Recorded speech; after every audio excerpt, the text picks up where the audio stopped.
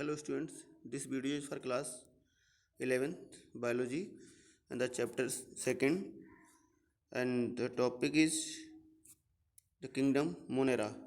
So see here, in kingdom Monera you will first understand the characteristics of the kingdom Monera.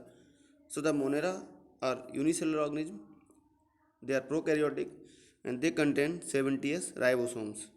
The DNA is naked and is not bounded by nuclear membrane. You have studied in class 9. They are the region that is not well defined, not bounded by nuclear membrane, that is called nucleoid.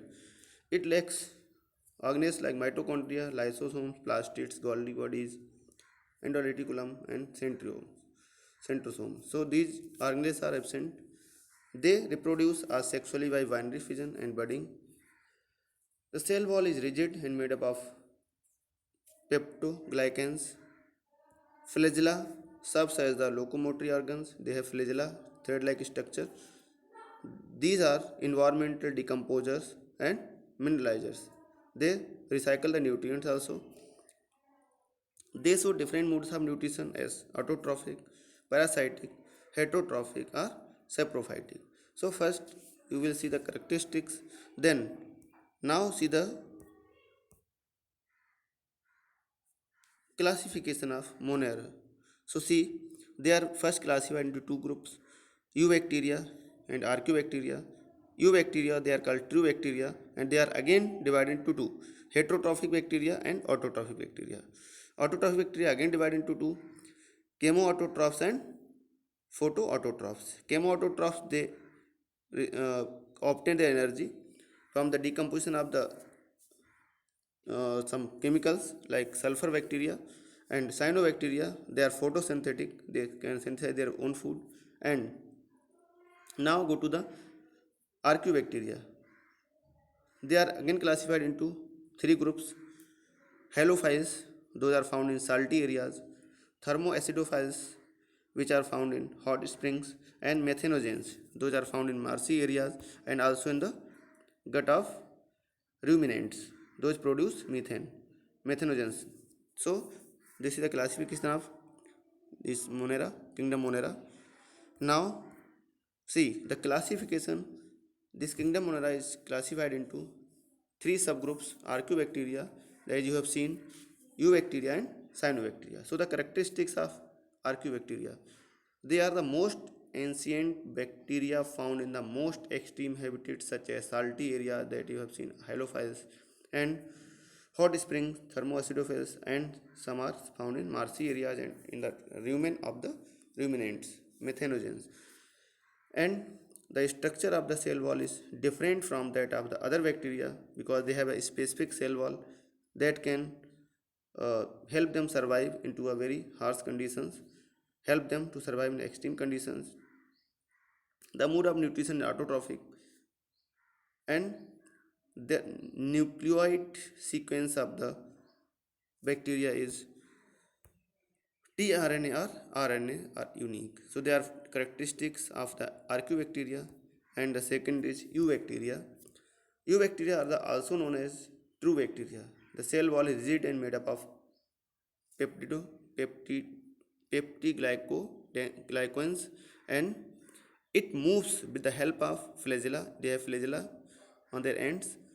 A few bacteria contain short appendages on the cell wall, and they are known as pili, which help the bacteria during sexual reproduction. Pili also help a pathogen to attach to the host. When bacteria infect any cell, it attaches itself with the help of pili. They have some hair-like structures on the surface. They are divided into two categories, gram positive and gram negative bacteria, depending upon the nature of the cell wall and their stain they take. So the according to the stain which they are divided into two groups, gram positive and gram negative bacteria.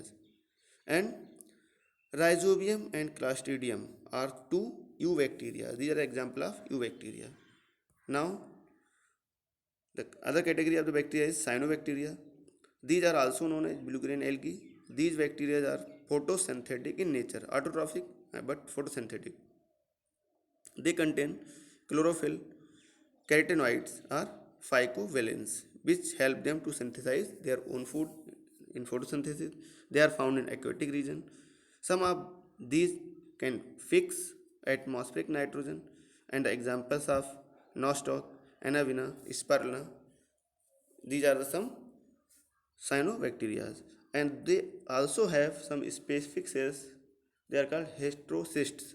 Heterocysts help them to fix nitrogen from the atmosphere to the soil, so they also increase the fertility of the soil. Okay, so these are the categories of the bacteria.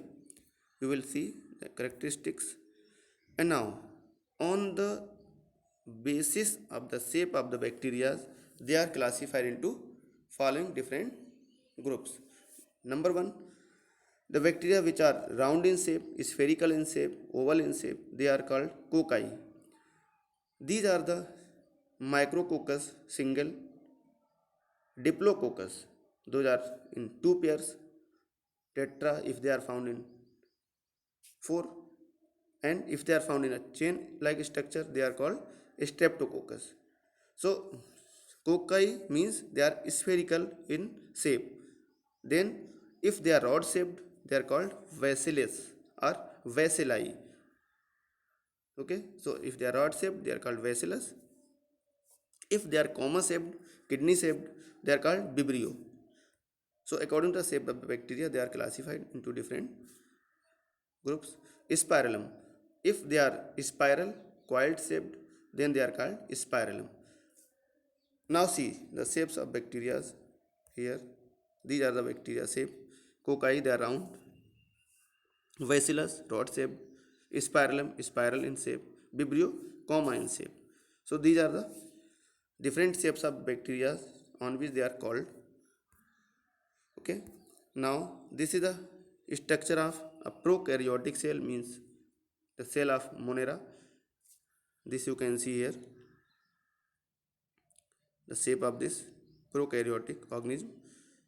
Have pilus, those are pili, and capsule, the cylindrical part, cell wall it has, plasma membrane it has, and flagella. You see the flagella, whip-like structure, plasma membrane, ribosomes, nucleoid, the region where is DNA present, and cytoplasm inside this cell. So this is the structure of the cell. Now you can see these organisms are helpful also. They enrich the soil and serve as important in nitrogen cycle. They are also helpful in the production of some food items and antibiotics. Methogens play a role in the treatment of the sewage. They also produce methane, so they are helpful also, and they can cause some diseases in plants and animals. So they are harmful also. They cause many diseases like typhoid, cholera in human beings. So they are also helpful and they are also harmful. Both are, they are beneficial also and they are harmful also. Some harmful activities and some are beneficial activities also. So this is the kingdom Monera, and one organism we will also study, that mycoplasma. That is also one organism which is having, which is not having cell wall, and this is this organism not having cell wall. So we will ask to, and it can survive in the absence of oxygen in anaerobic conditions. So you will also study here mycoplasma in the last. So these are the characteristics of kingdom Monera and its classification, and its correct, that classification on the shape of, on the basis of shapes. So in this video we will study these